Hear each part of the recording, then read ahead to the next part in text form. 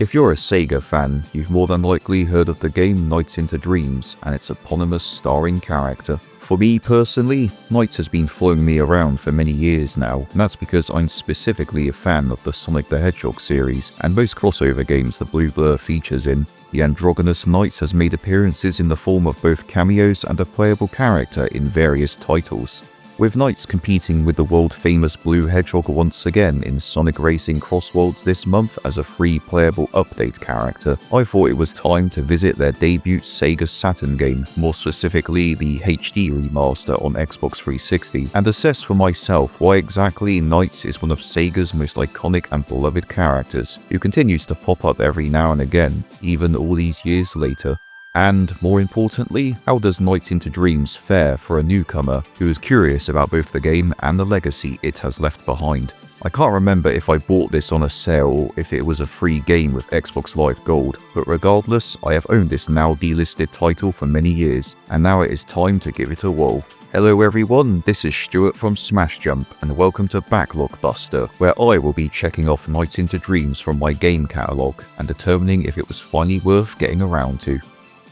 In NiGHTS, the fantastical world where sleeping dreams are played out, resides an evil wizard named Wiseman the Wicked. His power has recently grown tremendously strong, and he now has his sights set on entering and conquering the real world. To do this, he creates an army of creatures called Nightmarans and sends them to capture the 4 different types of dream energy from humans using his idea capture machines. Fortunately for the otherwise oblivious human race, one of his Nightmaran soldiers, Knights, escapes from his control and requests the aid of a couple of human children named Elliot and Clarice. The boy and girl also possess a 5th rare dream energy that can't be stolen by the bad guys, so Wiseman has no choice but to send his minions after them in their own dreams. Naturally, they agree to work together with Knights to save their world and NiGHTS, all while they are fast asleep.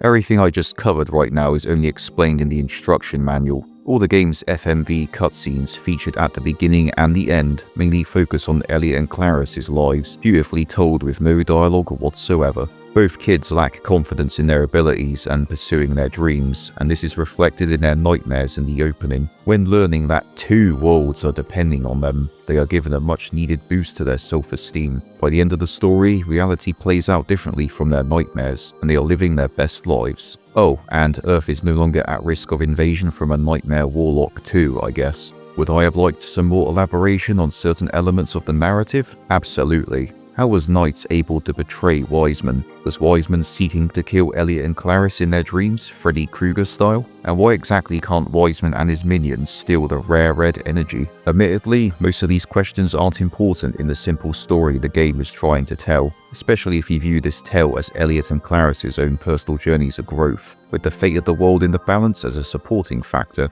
In this area, the narrative succeeds, especially as it is accompanied with the heartfelt message of believing in yourself. Upon starting the game, you select a level belonging to either Elliot or Clarice, who both have their own sets of unique levels to play in order, but share the same final level. The children drop into a dream world created by Wiseman, where you assume control of them, but they can't do a whole lot on their own. Nightmarans ambush the children and steal the 4 dream energies, setting up the idea capture machines. Knights await you under a gazebo, and meeting up with them will allow you to, become one with Knights and take control of the aerial acrobat. This is where the game truly begins, and despite its bright, colourful and cute exterior, you will be tested. Knights is a score attack game played in a 2.5D perspective. Your main objective in this game can easily be summarised by another SEGA classic.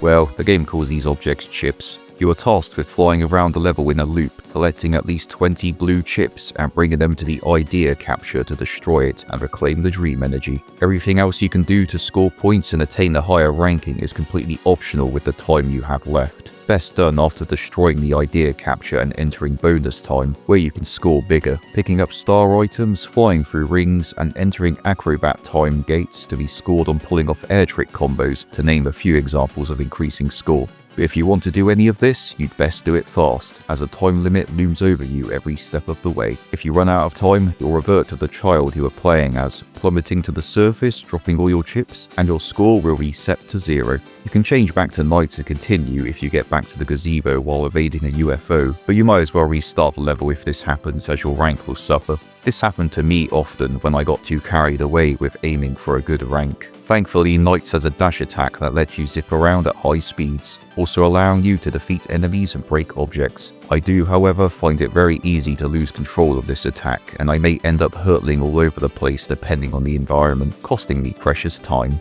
It's sometimes safer to use other attacks such as the power loop and grab. Aside from the occasional jank of the dash attack, NiGHTS' flight controls excellently. It is extremely satisfying to watch NiGHTS' graceful maneuvers as you control the flow of flight yourself. Additionally, NiGHTS doesn't have any health system, but taking damage will deduct 5 seconds from the timer, so you will be punished for recklessness. Anyway, when you're finished in your current stage, you are expected to quickly return to the starting gazebo to enter the next stage of the level, where you repeat the process another 3 times, before finally taking on the boss. With every stage progression, levels will either expand or take you on a brand new route, so you can't just repeat the same strategy. Some levels will even offer up unique gimmicks like switching the camera perspective to a top-down view or shooting you into a creative on-rails section. There is plenty of variety with each given stage in a single level, and you only feel like things are rehashed when you are constantly going in the same set loop to rack up as much points as you can with the time you have left in that stage. It took me a while to figure out how to approach the main gameplay loop. Due to this being an old game, some important gameplay information isn't presented to you. In fact, it's only in these uncommon loading screens that essential tips are given. I had no idea until very late in my playthrough that I should have been aiming to destroy the idea captures as soon as possible, since you get awarded more points based on how hastily you do before entering bonus time. I did, however, pick up on most mechanics from spending time with the game. How you are scored on defeating bosses takes a similar approach to the idea capture rush, in that they are designed to be dealt with as quickly as you can. Your score is multiplied based on how long it takes you to defeat them. Some can be defeated by bum rushing them with NiGHTS' dash or grab attacks, while others require different approaches using your environment. You are still on a time limit, and it's game over and back to the start of the entire level if you fail. These bosses are mostly well designed, but the difficulty is inconsistent. The cat is annoying due to the jank of the dash attack I mentioned earlier, while the magician is an absolute pushover. I also feel the bosses can sometimes be a bit anticlimactic due to having that speedrun mentality in mind, so the likes of Riala and Wiseman lack the presence and longer battles that they deserve. When it comes to the soundtrack, I have no complaints. Whether it's the game's main themes, the level compositions, or the boss battle tracks, it's an incredible selection of songs that all fit the artistic themes of the game. There is a fantastic variety of arrangements that range from whimsical and light-hearted for these lush, dreamy worlds,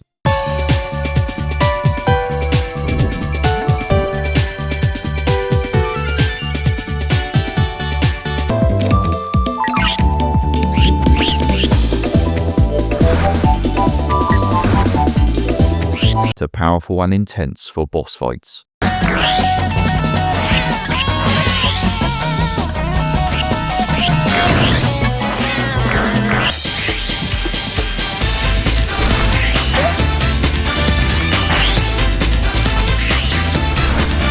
The art style, whether you're playing in the remastered or original SEGA Saturn graphics, which you can switch to in this version, also perfectly encapsulates the vivid, diverse dream worlds with popping colors and textures. It really does embody that 90s aesthetic for early 3D graphics, especially with the architecture, and it has a nice warmth to it. The juxtaposition of bright, tranquil level landscapes to boss arenas in dark, nightmarish environments is one I also love.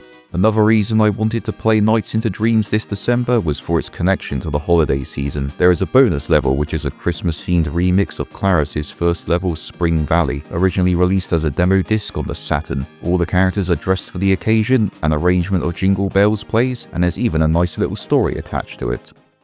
Nights into Dreams isn't a long game. I could have played it at any point in the past, yet I'm glad I didn't. I don't think my younger self who got this on a whim would have tolerated the difficulties a newcomer will face with this game. The overbearing time limits, lack of in-game tutorials, sparse cutscenes, and penalty for failure. However, when you've learned how to play the game properly and understand the gameplay loop, It is an incredibly rewarding experience. There is so much to like about this game, even if it does have quite the learning curve. I was happy to revisit levels I already cleared to increase my rankings, with at least a C rank in each level required to unlock the final level. I'm not normally one to care about score systems in games or even arcadey score attack games in general, but this game handles the concept in a way that resonates with me due to its fun and varied gameplay, with interesting lore and mostly good boss fights. I'm officially a fan now, and Nights into Dreams was indeed worthy of booting up the old Xbox 360 to finally play.